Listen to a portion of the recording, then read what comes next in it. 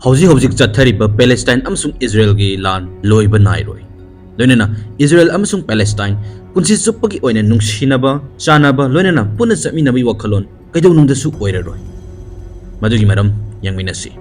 1917-18 matamda Ottoman Empire gi makhuttagi Britain na Palestine bu amuhana conquer tawki. Asobu lanfam adugi makha tarakpu oina Palestine di Britain rule tawrim libasi 1948 fauba League of Nations haina khangnaba mandate amagi makhadani. Haiba masigi British mandate asina Palestine sanarib liba sidi atopa lamda British singna sanariba tawram liba colonization adugadi manadi. Masigi mandate asidi Loiba makoige native population adubu self government amasung independence ohellaga masigi mandate asina lead tawbaduni. 1947 da United Nations na hariba British mandate asida propose amakak tawrakhi. Madudi Palestine ase Jewish nation amasung Arab nation ani thokna khaidokadabani haina. Jewish side oriba Israel di madu accept tawki. Aduga Israel state as semki. Adubu proposal adu Arab side adi reject tawki. Asiyuma sayt na ba kaya asdagi mapam asida thoidaba thodok lan kaya ma thorakhi.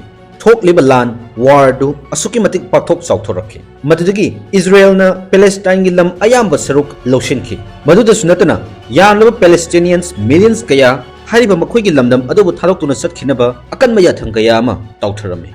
Lal adu lorakpada Gaza, West Bank, Lunena, Golan Heights, hariba lamdam ahum sinatana lairiba territory ayamba Israel na occupy tawki.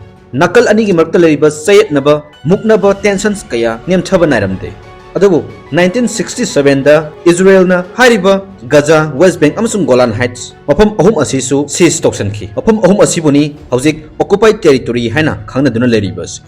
1980s ki loramdai aduwaida Gaza gi mipum khudimak awangba thakta ningba kairaban maram oiraga Hamas hariba group asi semki. Asumna asoba threat kayam lerakpadagi 2005 ta Gaza dagi Israeli kaya withdraw tawki. Makhatanasu West Bank busu occupy tawngna honaki.